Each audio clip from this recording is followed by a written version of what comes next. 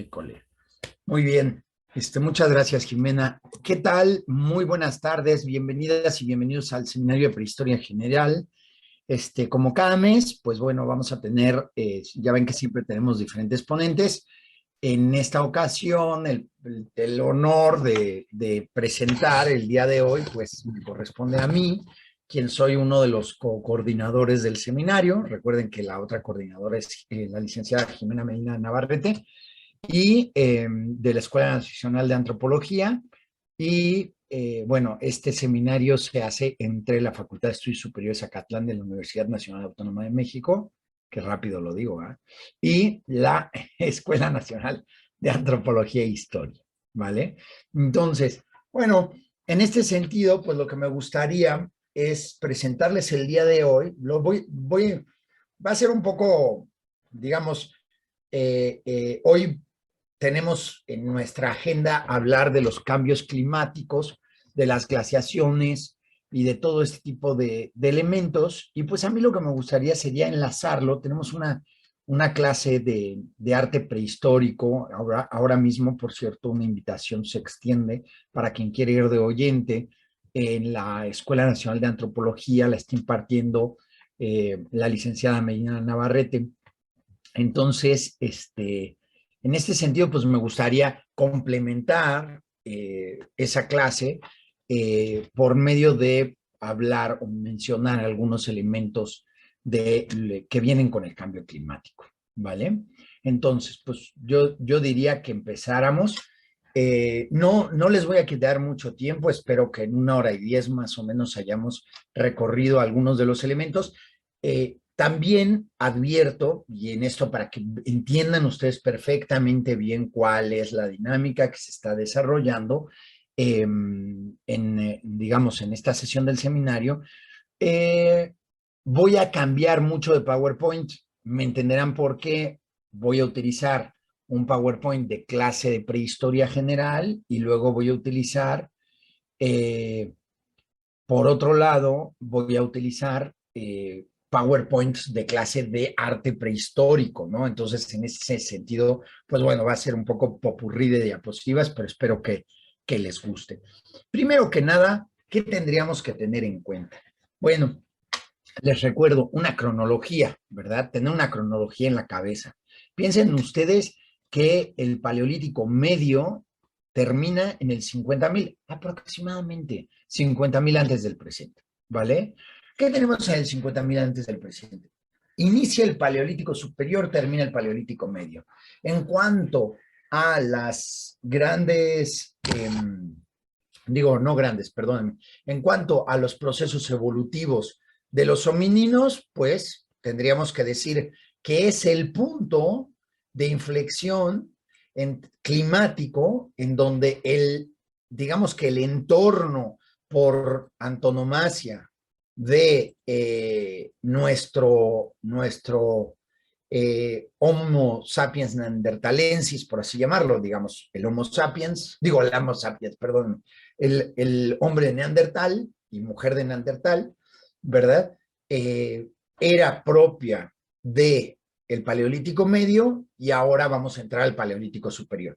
Eso no significa, y que quede bien claro, eso no significa que en el Paleolítico medio se extinguió el Neandertal. Neandertal continúa en el Paleolítico superior, ¿vale? Y se va a adentrar 20.000 años en el Paleolítico superior y en ese clima y en ese entorno precisamente se dará su extinción. Una extinción que hoy en día nos tiene que quedar muy claro que gracias a los hallazgos en el 2009 de la cueva del Sidrón, en donde logramos tener la cadena completa de ADN neandertal, pues sabemos que un porcentaje de nuestros genes, de los seres humanos de hoy en día, no significa de los míos y los de Jimena nada más, sino de todas y todos nosotros que estamos en este seminario y fuera de este seminario, pues nuestro ADN en una medida viene de genes heredados de Neandertal. ¿Eso qué significa? La teoría de la hibridación viene a darnos en la cara como un pastelazo, ¿no? Eso pasó en 2009. Era una teoría que venía de los años 90, en donde se decía, ¿Por qué la teoría de la hibridación? Lo que postulaba es que Neandertal no se había extinguido como se creía por medio de que el Homo sapiens, digamos, había una serie de teorías donde se decía que el Homo sapiens había devorado a Neandertal o que había ganado la guerra contra Neandertal. La guerra son unos conceptos completamente anacrónicos, ¿no? En ese sentido, contra Neandertal, etcétera, etcétera. Eso, digamos, con una visión muy maniquea, ¿no? Además de los buenos contra los malos, etcétera. Y entonces, ¿qué es lo que sucedió? A finales de los años 90 se postula la teoría de la hibridación y esa teoría de la hibridación va a venir de la mano con, bueno, de lo que nos va a postular es, pues imagínense ustedes que Neandertal no se hubiera extinguido nada más así, se hubiera muerto de hambre, ni que lo hubieran matado a alguien, ni que lo que sea, sino que en realidad lo que tuvimos es que Neandertal pues, tuvo hijos con Sapiens y se acabó y poco a poco empezó a surgir una especie híbrida que continuó y continuó y continuó hasta el día de hoy. Pero claro, a finales de los años 90 seguíamos teniendo solamente restos físicos de Neandertal. No teníamos el contenido de ADN y esa información para saber si en realidad eran compatibles. Es más, ahí viene una cuestión que sus compañeros de antropología física eh, traen a la mesa, ¿no? Y es que la antropología física diría que si dos especímenes pueden tener descendencia, entonces pertenecen a la misma especie. Y eso, ¿cómo? Neandertal y Sapiens son la misma especie. Bueno, pues son ustedes la prueba viviente de que en ese sentido podrían ser considerados la misma especie, ¿vale? Ahora, viene el 2009, se descubre en la cueva del Sidrón restos de Neandertal, se trata de sacar ADN de esos huesos Neandertal, se logra sacar ADN y tenemos ese ADN para compararlo con nuestro genoma, ¿vale? Comparamos con nuestro genoma y en esa comparación, pues nos damos cuenta que en realidad los seres humanos actuales somos descendientes de este tipo de mezclas. Por lo tanto, la teoría de la hibridación que se había dado, salud, Jimena, la teoría de la hibridación que se había dado en los años 90, ahora está más en boga que nunca. Ahora nos viene así, por eso ahora entienden la expresión de nos dio como un pastelazo de crema en la cara. Todos teorizando sobre si la guerra, sobre la violencia, sobre Neandertal y Sapiens, y en realidad, pues nada de eso, ¿no? Sino vino a plantearse otra realidad. Ahora, esto sucedió en el Paleolítico Superior, o sea, Paleolítico Medio es el tiempo de Neandertal, digamos por antonomasia, y después viene Paleolítico Superior, en el 50.000 antes del presente, más o menos por ahí, ¿vale? El Paleolítico Superior tiene elementos muy importantes, muy claros, ¿verdad? En cuanto a la talla lítica, se cambia el Paleolítico Medio, el tipo de talla lítico más característico es la técnica Levallois, que es crear un caparazón de tortuga y hacer extraer una pieza preconfigurada, por así decirlo. Es muy preciso Levallois. Ahora, Levallois tiene un gran problema práctico, que es, bueno, pues que uno está gastando una cantidad de material ingente para sacar un Levallois. Ahora, en cuanto entramos al Paleolítico Superior, empieza un nuevo tipo de talla y la talla será laminar, ¿vale? ¿Qué es la talla laminar? Pues lo que se hace es de un núcleo, se prepara el núcleo, la parte de arriba para que sea la superficie de percusión, se golpea ese núcleo y se extraen pequeñas laminillas delgadas, ¿verdad? Muy cortantes, porque piensen ustedes que en el caso europeo estaríamos hablando de láminas de sílex, en el caso americano también en algunos casos sílex, pero en muchos casos, por ejemplo aquí en la Cuenca de México, pues vamos a tener la presencia maravillosa de la obsidiana, ¿verdad? Entonces, ¿qué es lo que pasa? Se extraen estos fragmentos de obsidiana o de sílex, y el sílex es el pedernal, y eh, son muy cortantes. Esos fragmentos se van a tallar, se van a configurar por medio de micro talla para convertirlos en una superficie cortante, ¿vale? Entonces, eso se va a dar en el Paleolítico Superior especialmente.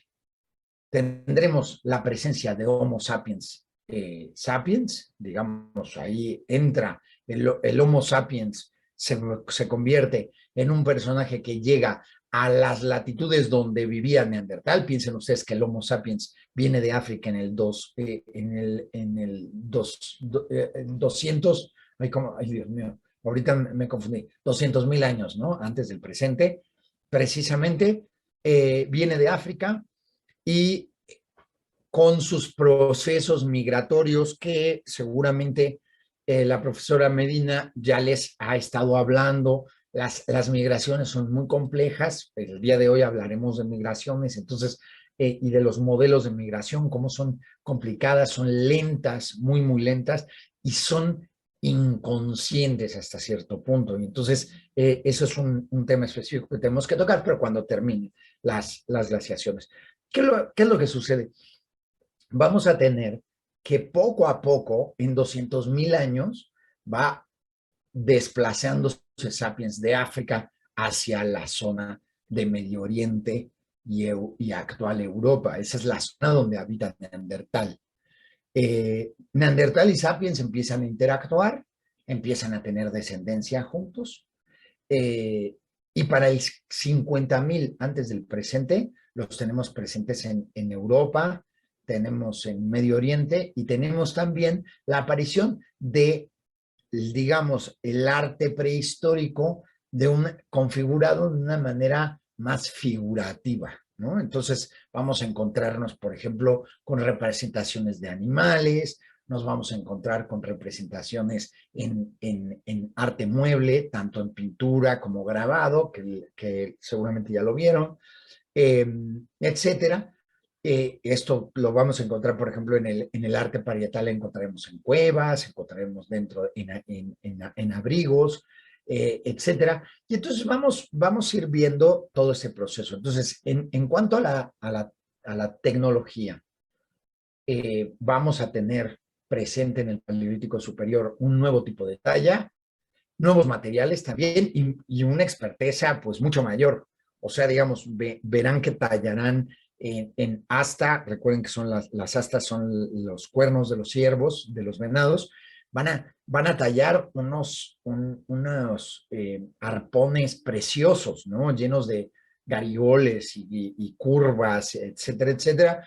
Y también pues nos vamos a encontrar con que en el arte prehistórico, digamos ahí pasamos de la tecnología al arte, en el arte prehistórico también vamos a encontrar, van a ser muy prolíficos, ¿vale? Ahora, una última cosa, en este Paleolítico Superior está el Gran Mural.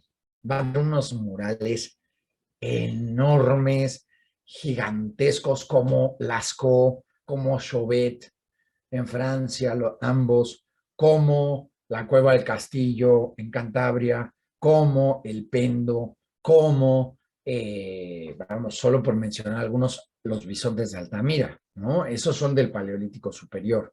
Bisontes de Altamira de la última temporalidad, el Paleolítico Superior en cuanto a al arte va a estar clasificado en lo más antiguo, que es del Paleolítico Medio, casi con Paleolítico Superior, se llama Chatel-Perroniense, y después de eso vamos a encontrarnos el Auriñaciense, el Gravetiense, el Solutrense y el Magdaleniense, ¿vale? Pero eso, bueno, ya lo verán los de arte en clase de arte con Jimena.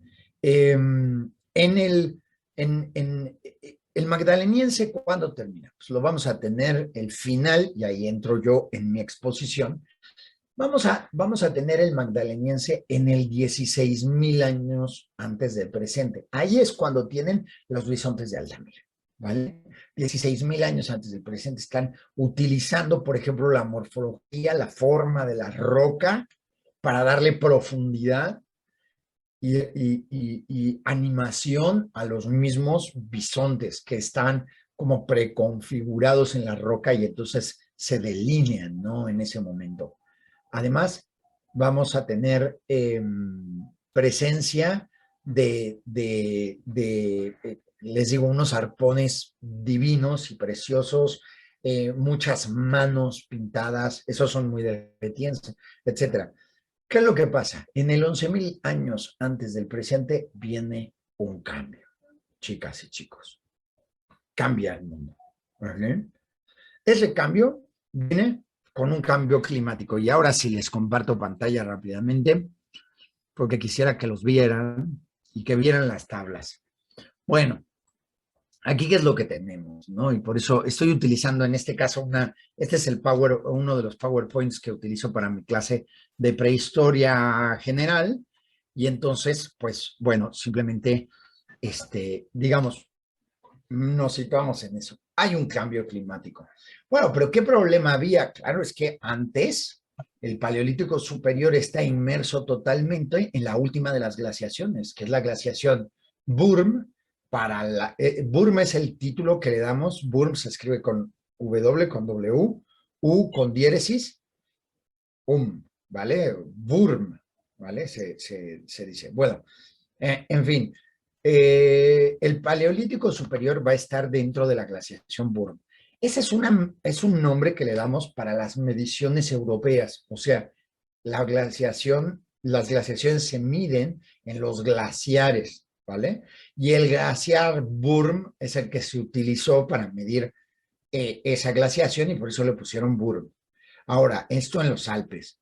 Por otro lado, vamos a tener la glaciación Wisconsin, ¿vale? Es la misma, exactamente la misma, nada más que es la misma glaciación, pero medida en Estados Unidos, ¿ok?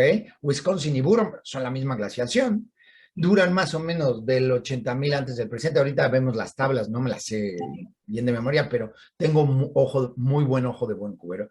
Más o menos por ahí del 80,000 antes del presente y terminará en el 11,000 antes del presente, ¿vale? Este globo, vean nada más la Tierra, vean la Tierra, vean hasta dónde llega el Polo Norte, ¿vale? Esto es Francia, ¿eh? Esto es España. Aquí lo tienen España, Francia, acá está Inglaterra, y vean nada más hasta dónde llega el Polo Norte. Vean cómo están congelados. Estos son los Alpes, ¿verdad? Estos son los Pirineos. Aquí tienen, bueno, los casquetes polares crecieron enormemente, enormemente durante estos 70,000 años. Ahora, ese es el entorno en el que Neandertal se siente comodísimo, ¿verdad? Neandertal se va a extinguir. A ver, yo les he hecho también de ojo de buen cubero unas cronologías. Recuerden que aquí en prehistoria no es así. En el 32,000 es cuando se extingue, ¿no? Es como, pues no, realmente tenemos una serie de mediciones. Hay algunos que lo han llevado hasta 23,000 años antes del presente, ¿vale? Hay otros que son de 30,000, 32,000, etcétera, pero hay hasta 23,000, 22,000 antes del presente, más o menos en el Solutrense, ¿ok? ¿Y qué les iba a decir esto? Bueno, directamente, se congelan los polos, ¿ok? Durante las glaciaciones se van congelando los polos y esos polos pues toman agua de algún lugar para congelarse, porque si no, ¿de dónde sale? Recuerden que el agua no entra ni sale del planeta, se queda en la misma cantidad de agua siempre en el mismo lugar, ¿verdad? Solo puede estar presente en unas regiones o en otras, o en el subsuelo, pero en realidad pues el agua no se va, sino se queda ahí. ¿Qué es lo que pasa? En realidad, conforme van creciendo los casquetes polares, lo que van a tener ustedes es que los niveles de los océanos bajan, porque esa agua se convierte, que sepan también ustedes una cosa, esto es muy importante, el agua salada es muy difícil de congelarse, ¿ok? No se congela naturalmente el agua salada. Entonces, el agua de los mares, no vayan a creer que el Polo Norte está hecha del agua del mar, así que se va haciendo dura y ya así se congela. Sino más bien se evapora, se vuelve nubes y llueve, ¿verdad? En los polos. Y esa lluvia cae en forma de nieve y se acumula. Y así sigue, y así se van volviendo los grandes hielos, los grandes glaciares, etcétera. Entonces, fue pasando esto. Y vean de qué tamaño era el Polo Norte, el Polo Sur también. Los mares bajaron 100 metros o más de 100 metros de la línea costera. O sea, si van ahorita a Acapulco o a Veracruz, bueno, pues imagínense que estuviera la línea de la playa, estaría 100 metros más allá, ¿vale? ¿Qué más? Aquí tienen, ¿ven? Por eso les decía, no hay que aprendérselos. No sé, ay, miren qué bien me salió. Miren, 80,000. Burma, aquí tienen, de 80,000 y dice hasta el 8,000, ¿no? Yo les diría hasta el 11,000, ¿no? Del 80,000 al 11,000 antes del presente. Luego, por otro lado, a lo mejor es 8,000 antes de Cristo, ¿no? En este sentido, podría ser, ¿no? Y esos 2,000 años los mueven, del 10,000 estarían pensando antes del presente, no importa eso. Y bueno, simplemente no me voy a ir a estos, ¿no? Del paleozoico y el precámbrico y el mesozoico, etcétera.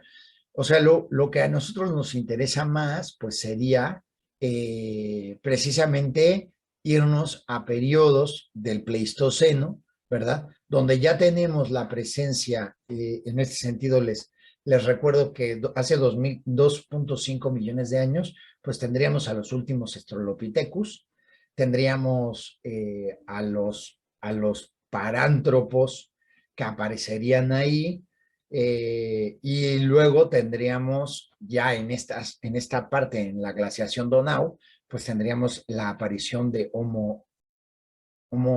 espérenme, habilis, sí, perfecto. Se me cruzan los cables de repente, disculpen.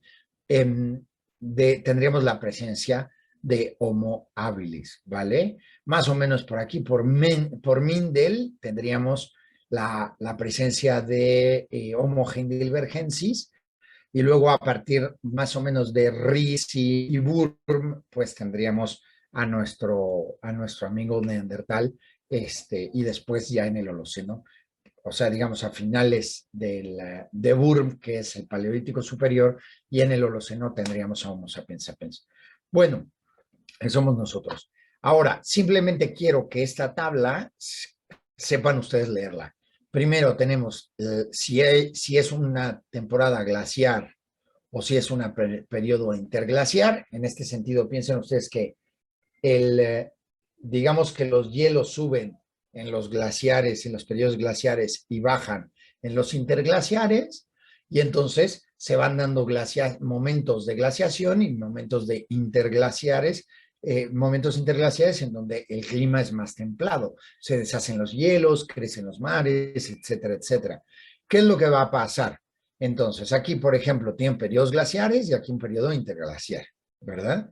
Aquí tienen otro periodo glaciar seguido de un interglaciar, periodos glaciares con interglaciares, y los nombres son muy fáciles de recordarles porque tienen ustedes simplemente, si la glaciación es Ries, el periodo interglaciar es Ries-Wurm, porque la siguiente glaciación es Wurm, ¿vale? Entonces se pone el nombre de la glaciación anterior, guión, el nombre de la próxima glaciación, y listo.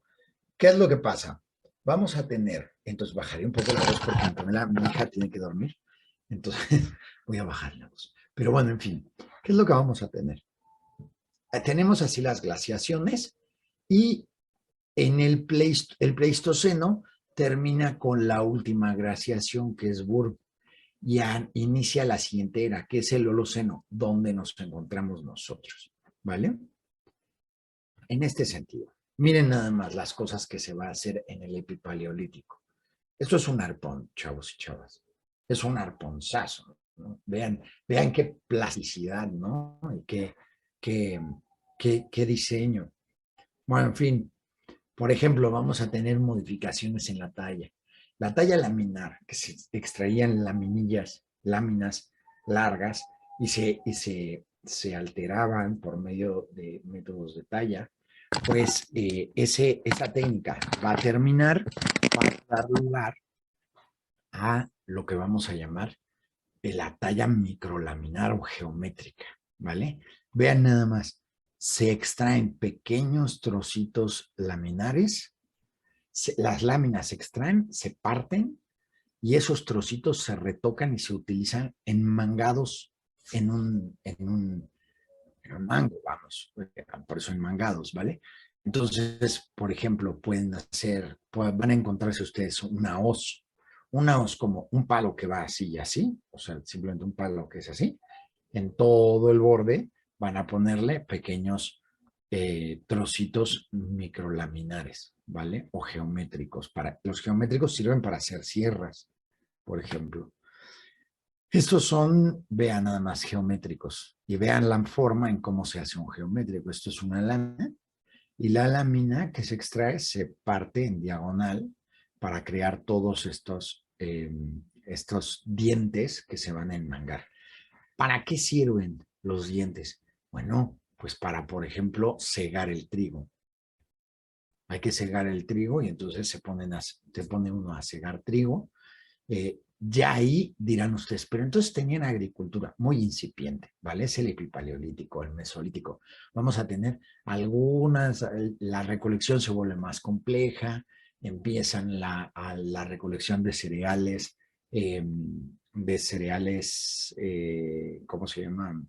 Bueno, de cereales, vamos, para poder fermentarlos y hacer bebidas alcohólicas, por ejemplo. Bueno, y les decía, bueno, en este sentido, pues nada más les voy a enseñar un poquito del epipaleolítico y del mesolítico eh, en el Próximo Oriente. Y tenemos, por ejemplo, el quevariense. Vean nada más cómo es compartido entre del 16.000 al 11.300 antes de Cristo, verdaderamente es del finales del Paleolítico Superior. Y entonces el quevariense lo vamos a tener aquí en la zona de Palestina, Jordania, parte de Siria, etcétera, Líbano y algo de Israel, ¿verdad? Actual Israel. Miren nada más, ahí está. Aquí tienen quevariense. Esto es, por ejemplo, en cuanto al arte, se empiezan a desarrollar este tipo de grabados en roca sedimentaria. Eh, Miren, molinos, o sea, molcajetes de ese tiempo, ¿no? Unos molinos que se utilizan por medio de abrasión, se configuran y se utilizan para moler ese tipo de granos y hacer ese tipo de bebidas alcohólicas que yo les decía. Esta, lástima que es una muy mala imagen, pero es la única que encontré de un museo arqueológico en Israel para que vieran cómo están enmangados los microlitos, ¿verdad? Aquí, justamente este tipo de hoces se van a encontrar. Por ejemplo, nosotros por medio de técnicas de análisis con lupa binocular y con microscopio, etcétera, etcétera, con microscopía lo que podemos ver es hacer un análisis de las huellas de uso de los diferentes de materiales líticos. Y, por ejemplo, hay un malteado que le da, hay un como brillito que le da a la piedra el haber cortado trigo. Entonces nosotros podemos saber qué tipo de cereales cortaban justamente, ¿no? Con esas herramientas. Aquí tienen, por ejemplo, esos microlitos que les decía, ven, este es un excelente ejemplo, ¿no? En este pueden ver muy claramente el retoque que se le da a esos, miren los retoques, para que sean, eh, digamos, para que funcionen como sierra. Luego de eso vamos a tener el natufiense, ¿no? Del 10.800 al 8.300 antes de Cristo. Y estas son cronologías que saqué del libro de, de Iroa, lo conocen, el de Iroa de Nociones de Prehistoria General, y entonces pues son muy, muy útiles. Es una región compartida, sube un poco más hacia la zona, como dirigiéndose a la zona del Cáucaso, y vean, esto les podrá parecer, pues bueno, que no es muy significativo, pero es la pared de una cabaña natufiense. Piensen ustedes que este es el momento en donde empieza a darse la sedentarización. Empiezan a poner estructuras de piedra para poder vivir. Este es el arranque de los cimientos de una cabaña natufiense. Este está en el Museo Británico y se llama Los Amantes, ¿no? Esta es piedra pulida. Vean cómo ya pulen mucho piedra, ¿no? No es tan raro que vayan a ir hacia la piedra pulimentada, precisamente, y vean nada más, son dos personas, ¿no? Digamos, enroscadas, ¿no? O engarzadas entre sí. Esto no es un enterramiento, esta es la reconstrucción de un enterramiento en Israel, pero para que vean, ¿no? El típico natufiense, Y bueno, otro de los estilos que tenemos es el estilo 5 o también llamado asiliense. Este lo vamos a tener en Europa, ¿vale? No es de Próximo Oriente, sino en Europa. El asiliense tiene como característica cantos rodados, como este, o sea, piedras de río, pintadas con colores rojos, o sea, con ojos de hierro, eh, y lo que hacen es con figuras meandriformes, ¿no? Este tipo como de lechos que hacen como una escalera, pero de una sola vara, ¿no? Así, y las pintan, miren nada más. Además vamos a encontrarnos con el estilo 5 en cuanto a pintura y grabado, especialmente grabado. El estilo 5, lástima también la imagen no es muy buena, les pido una disculpa. El estilo 5 va a tener 4 elementos fundamentales cuando pinta o cuando graba eh, mamíferos, especialmente bóvidos, o sea, vacas y bueyes, toros, etcétera, uros, y lo que va a hacer es, por ejemplo, el número 1 es la estructura de la base, ¿no? La base del animal es un trapecio invertido, normalmente. Luego, lo que van a hacer es el tratamiento lento del contorno, y el contorno casi siempre en alambre de espino, nada más. Además, tienen un tratamiento especial para las patas, que son muy pequeñitas, hacen unas patitas chiquititas, miren, todos tienen patitas muy chiquitas. Y luego vamos a tener además el relleno de la cabeza, que es como en red, miren nada más, así rellenan, miren, así van rellenando la cabeza, ¿vale? En este sentido también, por ejemplo, tendríamos en Europa, ahí está mal puesto que dice Próximo Oriente, pero en Europa, pues tendremos los picos asturienses precisamente. Vean nada más, cantos rodados, en este caso no es sílex, sino son cantos rodados que están trabajados por medio de percusión para hacer estos picos.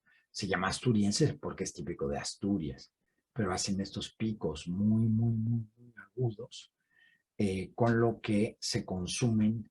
Miren, aquí tienen uno para que vean nada más. Y sabemos que están asociados al consumo de moluscos, ¿no? A los pueblos concheros. Miren nada más, los concheros portugueses, vean nada más con la cantidad de conchas. Bueno, simplemente que sepan que hay colinas y colinas enteras de restos de conchas que consumían nuestros antepasados, ¿no? En diferentes lugares del mundo, ¿no? Y bueno, en este sentido, la vida en el Mesolítico pues tiene una fácil adaptación al entorno. Las primeras cabañas permanentes aparecerán, las primeras aldeas también, los primeros ensayos de agricultura y pastoreo, ausencia, digo, así, bueno, no, esa no la entiendo, la ausencia se limita a las migraciones, el entorno controlado es mucho menor, aún hay un aumento poblacional, un aumento de la diversidad cultural y el arte rupestre levantino, que es lo que vamos a ver a continuación, ¿vale? Bueno, que sepan ustedes que precisamente en ese entorno, y entonces por eso entremezclo, ¿no? Temas, pero en ese entorno cambia el clima, precisamente por eso mismo se van a dar estos elementos que habíamos visto del Mesolítico, ¿no? Hay un, hay un, estoy pensando eso de ausencia se limita. Ah, no, no, no. Las migraciones se limitan porque el crecimiento de los bosques, ¿no? En gran parte. Eso es algo importante también a mencionar. Y, digamos, todo eso se va a dar gracias a que hubo un cambio climático, ¿no? Viene este cambio climático y entonces los grandes casquetes de hielo polar se van a ir derritiendo, van a aumentar los mares y entonces una migración que se había dado en el Paleolítico Superior, que será esta precisamente, una migración que tendrán ustedes en el estrecho de Bering, que es esta zona, en la zona de Beringia, esta zona compartida entre Rusia y Estados Unidos, se llama Beringia. Y la zona de Beringia pues va a tener una serie de cualidades muy interesantes que les voy a hablar a continuación. Lo primero que tienen que saber es que estas migraciones se dieron de forma paulatina. Y entonces vamos a hablar de migraciones. Dejaré de compartir la pantalla un segundito para que nos veamos en grande y hablemos un poco de migraciones. Yo les propongo eso. Primero que nada, las migraciones no son en la antigüedad, especialmente en tiempos prehistóricos, las migraciones son una forma de vida y eso hay que entenderlo. La gente cuando decimos son nómadas y no eran sedentarios, pues es que la gente se movía de un refugio a otro estacionalmente. En ese sentido, aquí es el momento donde les explota la cabeza, si no lo habían pensado ya, y realmente digamos que hay toda una historiografía en donde se ha hablado de migraciones de los hombres y mujeres prehistóricos, pero pensando o aludiendo a que perseguían a las manadas. Primero que nada, oigan, yo los reto, los reto a perseguir una manada de ciervos y vamos a ver si ustedes lo logran, ¿no? A pie. O sea, si me dicen, no, voy en un avión o en un helicóptero, pues digo, bueno, sí, pero si vas a ir a pie es un poco difícil. Luego de eso, si ustedes se dedican a comer ciervo todo el tiempo, pues lo mínimo es que van a tener gota, ¿vale? O sea, su cuerpo no va, no, o sea, somos omnívoros y necesitamos el consumo también de raíces, de tubérculos, de frutas, de verduras, etcétera, etcétera, para tener vitaminas y minerales. Ahora, yo les digo algo. La idea de seguir las manadas está basada en nada prácticamente, en la observación de ciertos pueblos semicazadores recolectores en el siglo XIX por parte de los antropólogos europeos que llegaban a Estados Unidos. A ver, pero en realidad esos pueblos tampoco se dedicaban solamente a perseguir a los búfalos y a matarlos, sino de vez en cuando hacían una cacería, etcétera. Y tenían carabinas 30-30 para matar a los búfalos. O sea, todo ese tipo de elementos. Entonces, por favor, quisiera que en este sentido olvidáramos todo lo aprendido anteriormente y empecemos a tratar las migraciones de una manera más seria. ¿Qué es lo que pasa cuando se da una migración? Bueno, pues lo primero, las migraciones estacionales no son migraciones forzadas, es una manera de vivir. Y van de un lugar a otro estos seres humanos, pero no crean que van de un lugar a otro sin saber qué se van a encontrar. Yo les digo también, si ustedes agarran, se van al desierto de Sonora y se internan en el desierto, pues se van a morir, es lo más probable, porque no saben a dónde llegar, dónde encontrar agua, dónde encontrar comida, dónde descansar, no saben qué animales hay o qué delincuentes haya por ahí, ¿verdad? O sea, si realmente el que se interna a lo desconocido en la prehistoria, perece. Entonces, nuestros antepasados, lo más probable es que hayan hecho migraciones estacionales. Que estas migraciones estacionales sean, bueno, pues digamos que en primavera van y comen las fresas en no sé dónde, en verano van y comen los no sé qué otro fruto, en otoño van y eso sí es un tiempo de cacería de ciervos, en no sé qué, en invierno están en otro sitio refugiados en una cueva, no sé qué, y regresan cada año a los mismos lugares. Entonces, en ese sentido, pues sería una contradicción con la migración en Bering, ¿no? Diríamos, pero ¿cómo? O sea, ¿y cómo fue que de repente se adentraron en los hielos, caminando en la pista de hielo, ¿no? Así, ay, no sabemos a dónde vamos. Bueno, pues es que eso nunca pasó. Lo primero que hay que saber es que hay una serie, digamos, hay unos caminos de tierra en la zona de Beringia que cuando bajan los niveles del agua, salen a flote. Y salieron a flote durante 70,000 años. Lo que sí podrían imaginarse ustedes es que pues, hubiera árboles y plantas, ¿verdad? En ese lugar. Y además, no solamente eso, sí, hacía un frío del demonio, era todo así terrible, etcétera. Ajá, el frío era cañón porque había grandes masas de nieve y hielo, pero era un entorno muy similar a donde estaban acostumbrados nuestros antepasados a convivir. Ahora, no solamente eso, los animales también lo veían como un espacio común. En 70,000 años se dieron ciertos elementos sociales y culturales y geográficos humanos que hicieron que los mismos grupos humanos fueran reproduciéndose y desplazándose hacia otras tierras. Esas otras tierras, pues, no es que no estuvieran pobladas.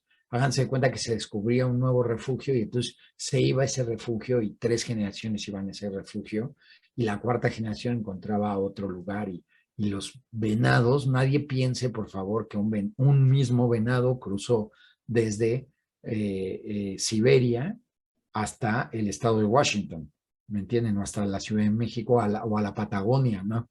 Así como locos iban los venados, como locos los mamutes, como locos los seres humanos, ¿no? Que iban explorando lo nuevo. Pues no exploraban lo nuevo, sino lo que ni siquiera ellos se estaban dando cuenta, muy probablemente, de la manera en cómo estaban migrando. No podían verlo, sino que era la cotidianidad. Y en esa cotidianidad, pues se iban desplazando. Creo, Jimena una vez me habló de un estudio que decía que se movía, ¿qué? 1000 kilómetros en 100 años, ¿no? Era una cosa por el estilo. Entonces, imagínense, ¿no? O sea, es que 1000 kilómetros es de aquí a Acapulco de ida y vuelta, ¿no? No, de aquí a Oaxaca, ida y vuelta. Y eso se movieron en 100 años, o sea, prácticamente la gente va así avanzando y avanzando y avanzando, pero en ese avance, pues no es un avance tan consciente, ¿no? Sino más bien es el diario vivir y en ese diario vivir se dan ciertos elementos que no nota el ser humano. Bueno, esto sobre la migración americana. ¿Qué es lo que va a pasar en esa migración? Se va a dar por las costas, además, porque es donde están pues las fuentes de comida y además, yo les digo, traten de internarse en Alaska y van a ver lo que les va a pasar. Es un territorio totalmente, absolutamente agreste, con enormes hielos glaciares, etcétera, etcétera. Pero bueno, ellos van por la costa, una costa que se encuentra a 100 o 120 metros de donde está la costa actualmente. Pues, ¿qué es lo que sucede con los arqueólogos como nosotros? Pues llegamos, tratamos de buscar, eh, se nos ocurre, ¿no? Ay, sí, vamos a buscar por dónde pasaron y pues no encontramos los refugios, no encontramos nada. Pues desde hace como una década o que hace 15 años ya se está haciendo unos grandes proyectos de investigación en la zona de Beringia, pero que es arqueología subacuática. Sin duda es lo que se necesitaba. Y entonces ahora sí, nuestros colegas se están sumergiendo y están encontrando pues los restos líticos, están encontrando los refugios, las cuevas mismas donde vivían, que estaban en la costa y que hoy en día están abajo del agua, ¿vale? Con representaciones pictóricas, con un montón de cosas, y poco a poco empezamos a vislumbrar este otro mundo. Ahora, ya dejando América y concentrándonos, déjenme ver cómo va mi PowerPoint y espérenme un segundito. No, solamente quiero enseñarles una última diapositiva y paso a mi otro PowerPoint. Espérenme, estoy apretando cualquier cosa, espérenme un segundo. Así es, y quiero usar ¿cuál? Solo les quería enseñar esta tabla, ¿no? Para que vayan viendo.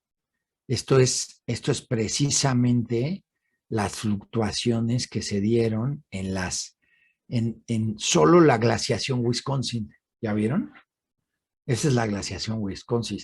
O sea, hay microglaciaciones y microperiodos interglaciares dentro. ¿Ok? Esto es bien importante porque es precisamente en estos momentos en los que, miren, como por aquí, donde nos vamos a encontrar los pasos en Beringia. ¿Vieron? Abertura de Beringia, vean nada más. ¿Me entienden? Abertura de Beringia también aquí. Que eso nos recuerda, bueno, las dos fechas, esto lo hemos discutido mucho Jimena y yo, estamos nosotros de acuerdo, pero hay muchos colegas nuestros no, pero digamos, son las dos cronologías que se arrojan, ¿no? El 30.000 y el 14.000. Ahí las tenemos, ¿no? Y son aperturas de Beringia, ambas, ¿no? Estos dos lugares. Bueno, etcétera. ¿Qué es lo que vamos a tener? Y entonces entramos al Neolítico, que eso me interesa mucho y entonces aquí iré cerrando. Voy a hablarles de el paleolítico, digo, no me hagan caso, voy a hablarles del arte levantino, ¿vale? El arte macroesquemático, el arte esquemático, etcétera. ¿Qué va a pasar en el neolítico? El neolítico, una vez pasado el mesolítico, pues bueno, vamos a tener, esta es la teoría difusionista, ¿no? Pero de múltiples puntos de difusión del neolítico. Hay gente como yo que no estamos tan de acuerdo con eso y lo que creemos es que el mundo y el pasado es mucho más complejo de lo que nos lo imaginamos, pero que a grandes rasgos se dio esto, pues sí es cierto. Ahora yo pondría probablemente miles de puntos, ¿no? De dónde se va esparciendo y dónde va habiendo contactos culturales, procesos de aculturación, enculturación, etcétera, etcétera, y empieza a darse otros elementos, ¿no? Pero esta, bueno, es la teoría como más típica. En cuanto al neolítico en Europa, pues vamos a tener pues estas zonas especialmente. Ya ven que antes se hablaba de las zonas culturales. A mí me da sarpullido todo ese tipo de conceptos, pero un poco pues es como lo hemos entendido hasta el día de hoy. Además que nadie quiere trabajar el neolítico, porque si queremos ser prehistoriadores, queremos ser paleolitistas, y si no, la gente que hace historia antigua o hace esos periodos, pues no quieren ser neolitistas, ¿no? Sino que se quieren ir allá hacia la escritura. Entonces es muy complicado. En fin, vamos a tener el neolítico danubiano, que es la cerámica de bandas, típica de Europa Central. Luego una cerámica impresa cardial en toda la zona de la península itálica y el Mediterráneo en general. Habrá un neolítico andaluz, háganme el favor. Luego, por otro lado, tendremos el Neolítico Occidental, que tocará esta zona de las Islas Británicas y Irlanda, la Dordoña francesa, Britania francesa, etcétera. Y yo les diría que esto abarca también todo el norte de la península ibérica, especialmente en el mar de Cantabria, Galicia y por supuesto Portugal, porque este es el frente atlántico. Aquí es donde se va a dar el frente atlántico y es una cultura compartida totalmente. Está incompleto este mapa, no le hagan demasiado caso. Tendremos aquí neolítico nórdico y por otro lado, pues ya los elementos de la zona del mar Egeo, los Balcanes, etcétera, y la zona de Ucrania, en donde va a darse ya la cultura de los kurganes, los excitas, etcétera, etcétera. Bueno, y en este sentido, solamente quiero hablar de cómo es el neolítico y yo ya me centraré en el arte prehistórico neolítico. Pues vamos a tener esto, ¿verdad? El neolítico es donde en la aparición de la vida sedentaria. Esta infografía está padre, ¿no? Porque tenemos muchas cosas. El animal que en el 30.000 antes del presente fue domesticado y el único, el más domesticado de todos, y el mejor amigo del hombre y de la mujer también, es el perro, ¿verdad? Por lo demás, no vamos a tener hasta el neolítico domesticación de animales, pero en este periodo se domesticará la oveja, la cabra, el caballo, la vaca, el cerdo, creo que la gallina también, el camello creo que es de un poquito más adelante, el caballo yo no lo habría puesto ahí, yo lo habría puesto más adelante en la edad del cobre, pero bueno, no tiene importancia. En fin, se darán las viviendas. Miren, aquí podemos ir viendo las cosas y mencionándola. Pues, digamos, viene el sedentarismo, iniciamos con viviendas establecidas. Por otro lado, vamos a tener el pulido de la piedra, como dice aquí, y entonces aparecerán todo este tipo de elementos, molcajetes, que ya vimos en la zona de Oriente, pero también metates, ¿no? Y demás. Vamos a tener los textiles, la aparición de los textiles, las herramientas, y esto me interesa mucho, ya vieron, hoces, ¿no? Las hoces de pedernal, hachas de piedra pulimentada, porque por eso el pulido de la piedra es fundamental, y bueno, se empezará la agricultura y la ganadería, ¿vale? Una cosa bien importante, la pesca, pero la pesca se ha dado para el Neolítico superior, es muy antigua, ¿vale? Entonces no hagan demasiado caso, a lo mejor pesca con redes en ese sentido. Y lo que más me importa de todo, se inventa el horno. Y cuando les digo se inventa el horno es que tienes que ser sedentario a fuerza para que haya hornos, ¿verdad? Porque yo reto a cualquiera a llevarse un horno en el lomo a estación con estación a diferentes lugares, o sea, es muy complicado. Entonces, bueno, más bien imposible. Y entonces, con el surgimiento del horno, pues piensen ustedes, ¿qué va a surgir junto con el horno? Pues va a afectar la gastronomía, ¿verdad? Directamente. Y después del neolítico, cuando entremos al calcolítico, pues vamos a tener la aparición de la metalurgia, gracias al horno.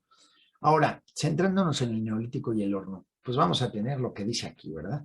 Las vasijas. O sea, van a ser cacharros por aquí, por allá. Ya saben ustedes que para hacer una cerámica buena necesitan ustedes desgrasantes, porque si no, las tensiones internas de la cerámica al secarse en el horno y las altas temperaturas las quiebran. Y como desgrasantes para el neolítico se van a utilizar, por ejemplo, paja, que se quema en el horno, luego por otro lado algunas cerámicas rotas se muelen y se agregan también como desgrasantes. Y bueno, esta es una técnica muy básica, ¿no? De cómo se hacían las cerámicas antes de la aparición del torno. Por último, ¿por qué es importante la cerámica? Y les digo, ¿por qué afectó culinariamente la escena gastronómica del mundo? Bueno, porque antes de eso, pues está medio canijo hervir agua, ¿verdad?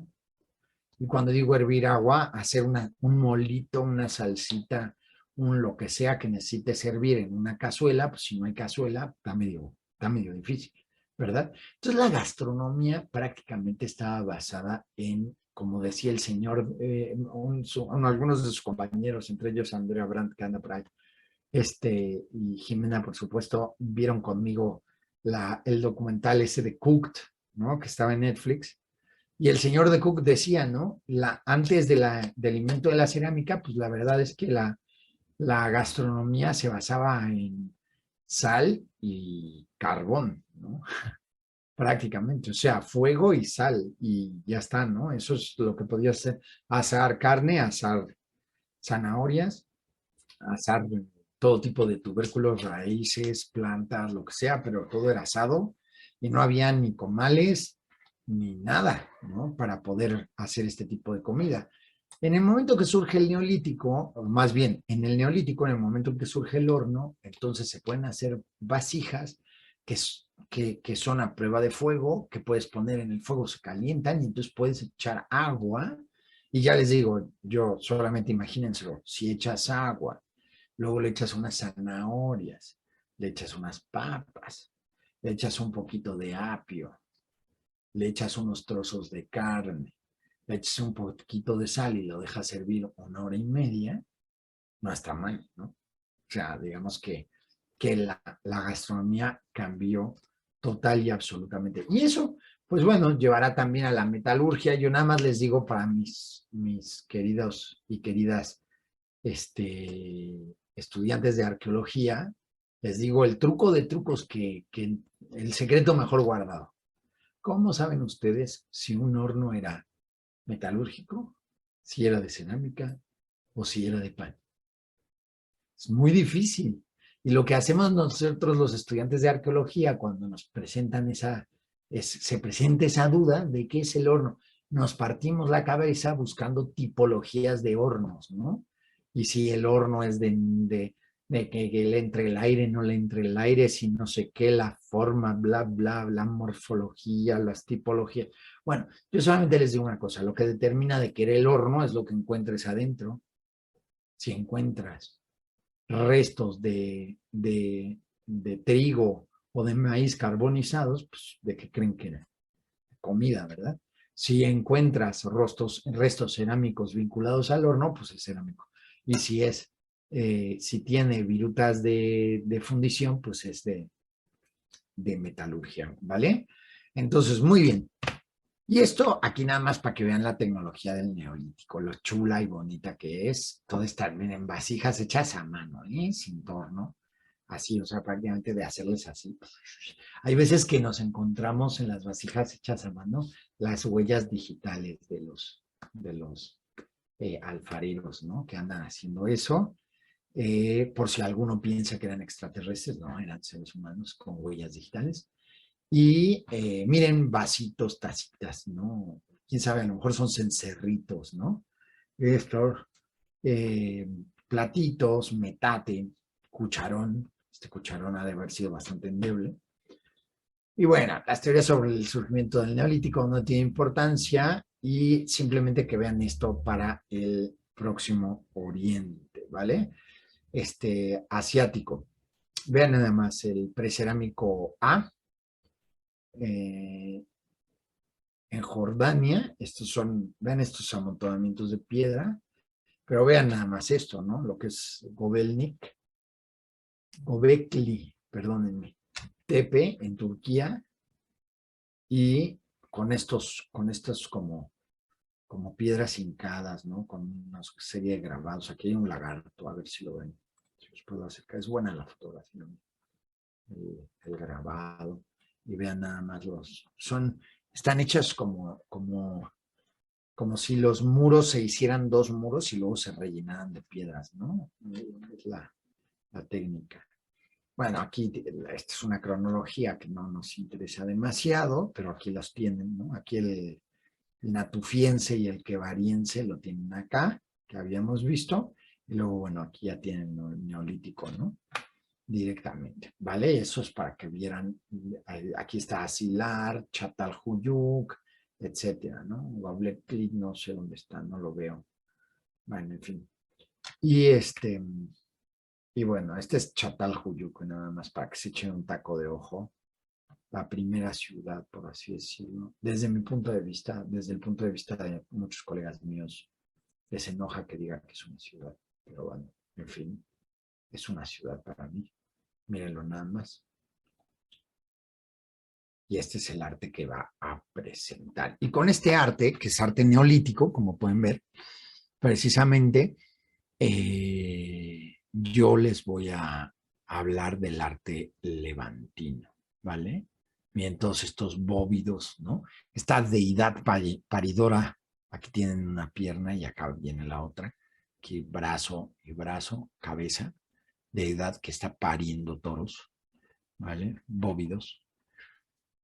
Miren esta maravilla, ¿no? De un ave que por la cabeza sabemos que es un ave carroñera. Ya saben que las aves carroñeras no tienen plumas en la cabeza porque meten la cabeza en las entrañas, ¿no? Y estos dos sujetos decapitados, ¿no? Que están aquí. Este es aquí donde estaría situado en el mapa, para que vean ustedes. Y bueno, en fin, eso me lleva al final de mi exposición. Espero no haberles tomado demasiado tiempo. Y entonces, ya les había enseñado esto entonces no lo voy a usar, perdónenme, es que tenía planeado utilizar la diapositiva también del arte asiliense, pero ya lo vimos rapidísimo. Y bueno, vamos a ir ahora al arte levantino, ¿vale? En cuanto al arte levantino, a ver, el arte levantino es macroesquemático, como pueden ver ahí. Lo que vamos a tener vamos directamente. ¿En dónde va a estar localizado? Pues en la zona del Levante peninsular, de la península ibérica. Esto es España y aquí está Portugal, ¿vale? Por si alguien tiene dudas de geografía.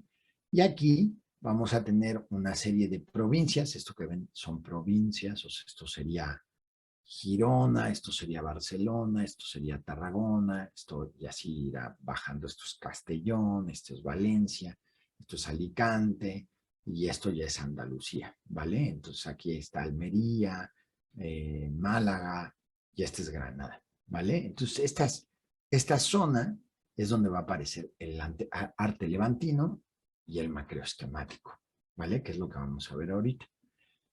En cuanto al arte levantino, pues bueno, primero que nada, esto es la Valtorta en Castellón. Castellón está aquí, es la provincia de Castellón. A ver, espérame, 1, 2, 3 son los catalanes. Ah, sí, aquí están los valencianos, la primera de valencianos. Esta es la provincia de Castellón, aquí la tienen. Y vamos a tener este tipo de arte. ¿Cómo es el arte levantino? Bueno, pues es un arte que van a tener ustedes en el que van a hacer representaciones pictóricas, por lo tanto son métodos aditivos, se adhiere algo al muro siempre son en abrigos y además de ser en abrigos, son, por supuesto, pues arte en pared, arte parieta. ¿Okay? En este vamos a tener, rápido, los soportes, pues es en paredes, en abrigos. La técnica es con una pluma de ave, con la parte, no la parte picuda de la pluma de ave, con la que escribiría Cervantes, ¿no? Así, no, sino al revés. La parte de los pelos de la pluma se mete en tinta. Esta tinta está hecha normalmente de un aglutinante que es una grasa vegetal mezclada con óxidos de hierro y entonces se puede hacer una línea muy fina cuando se utiliza de canto, pero si se utiliza de esta manera, se puede hacer una línea muy gruesa. Eso, ¿cómo lo sabemos? No es que alguien haya visto, ¿verdad?, cómo hacían esta gente el arte levantino, sino que gracias a la arqueología experimental, pues hemos experimentado con un montón de porquerías a ver si lográbamos hacer estas líneas y lo mejor que nos ha funcionado es eso. Perdón por decir porquerías, pero ya se imaginarán, los arqueólogos experimentales utilizan todo, ¿no? Para ver con qué hacen una línea buena. Y en este sentido, pues funcionó divinamente y se pudo reproducir este tipo de cosas. En fin, vamos hacia allá. Las técnicas de ejecución, pues precisamente vamos a tener que siempre el arte levantino representa siluetas, ¿vale? Sombras. No tienen relleno. Aquí, por ejemplo, pues podrían en la Roca dels Moros, en Llérida.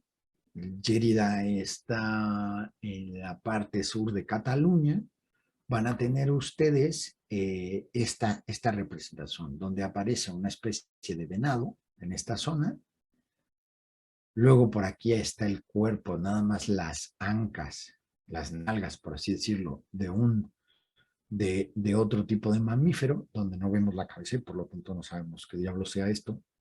Y luego tienen una, dos, tres, aquí parecerían cuatro, ¿no? 5, 6 y 7 mujeres. 6 o 7 mujeres, porque esto no sabemos bien si son dos o qué. Pero 7 mujeres representadas. Y en medio de estas dos vamos a tener aquí una figura masculina, como pueden ver por la aparición tiene aquí, está desnudo y entonces representan el pene. ¿Qué tienen estas figuras de particular? Bueno, primero, todas son siluetas, unas en negro, o sea, con óxidos de manganeso hechas, y otras en óxidos de hierro. Y por otro lado, lo que vamos a tener es que este señor de aquí está representado desnudo, pero con una especie de como tobilleras que están a la altura de las rodillas, ¿verdad? En cambio, ellas están representadas todas con una falda, ¿verdad? Y desnudas del pecho, ¿vale? Bueno, en fin, aquí lo tienen en grande. Este es completo, ¿eh? Vean, estos animales no son, o sea, estos son levantinos. Aquí hay una cabra, aquí hay un bóvido, estos son ciervos, este es un ciervo macho, ciervos hembras, aquí hay un jabalí, y aquí ya tienen la representación que estaban viendo, ¿no? Ah, miren, aquí hay otra, ¿ya la vieron? Esta es su cabeza, y aquí, es que esto es un calco, ¿vale? Entonces se ve mejor.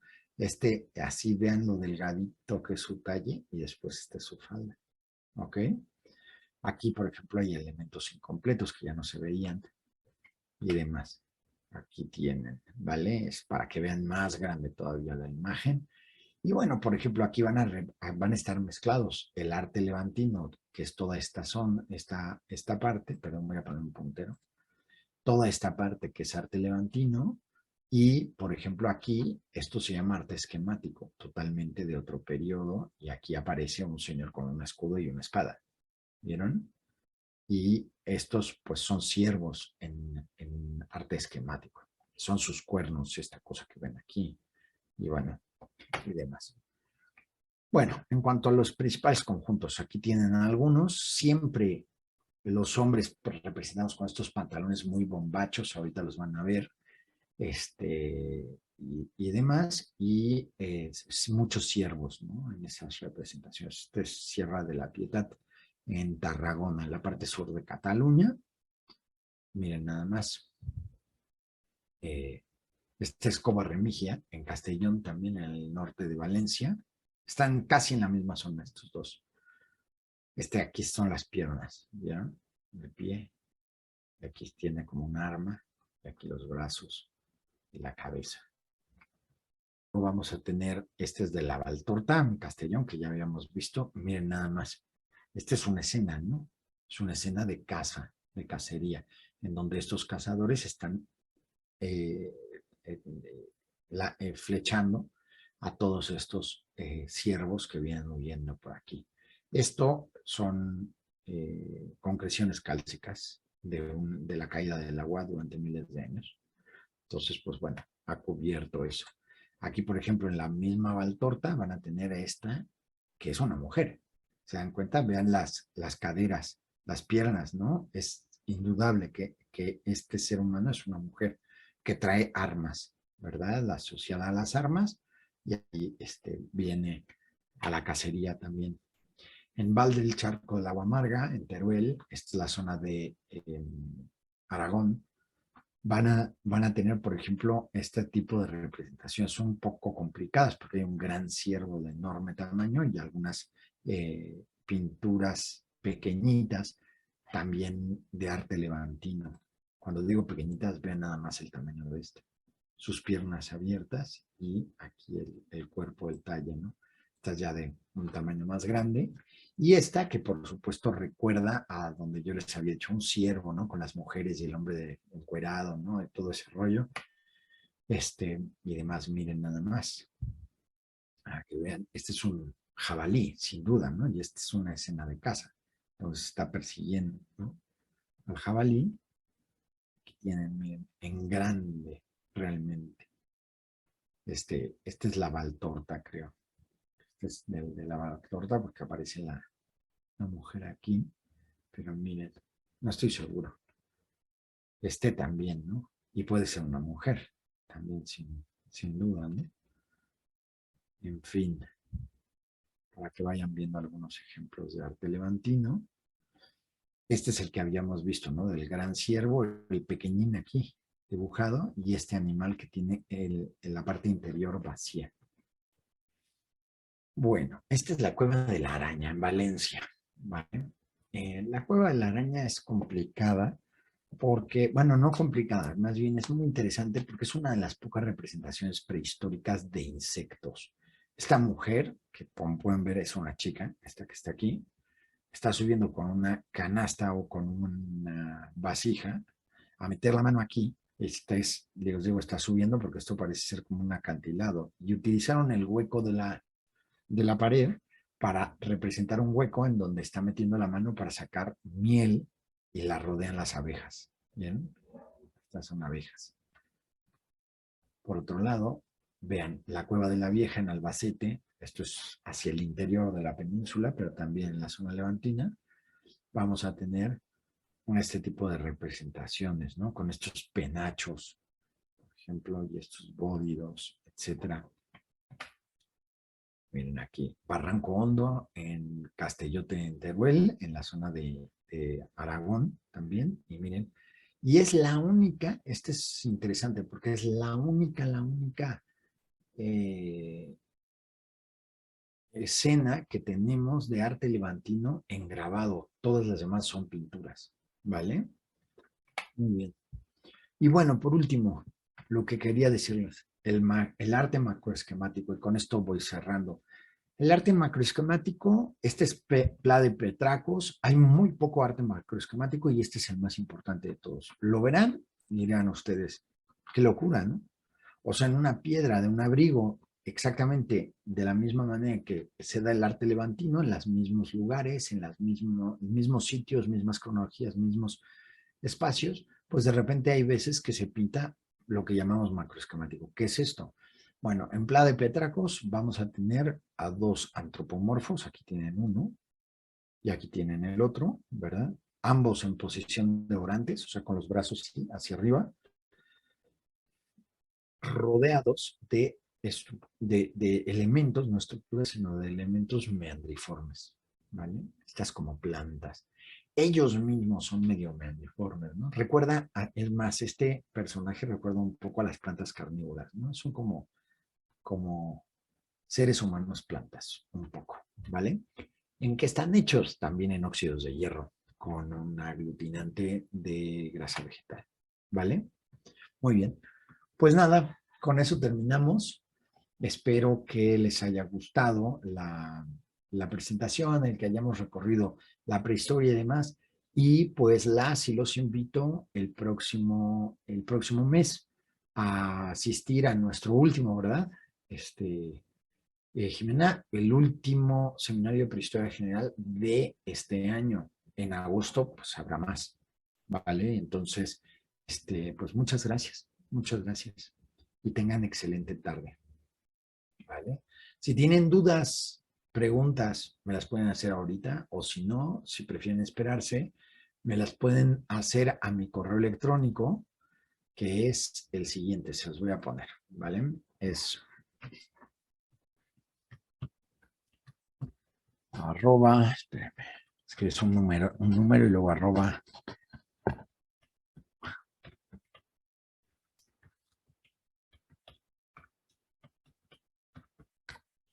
Muy bien, este es mi correo electrónico y es el correo institucional, ¿vale? De que tengo en la FES Acatlán. Les ruego que me hagan llegar todas las dudas que tengan, los temas, si quieren trabajar un tema en específico, etcétera, si tienen avances de tesis o de lo que sea, bueno, pues ya nos vemos por ahí y pues tengan muy buena tarde, ¿vale? Muy bien. Gracias, profe. No, con todo gusto, todo gusto. Ya acaba la grabación, yo creo.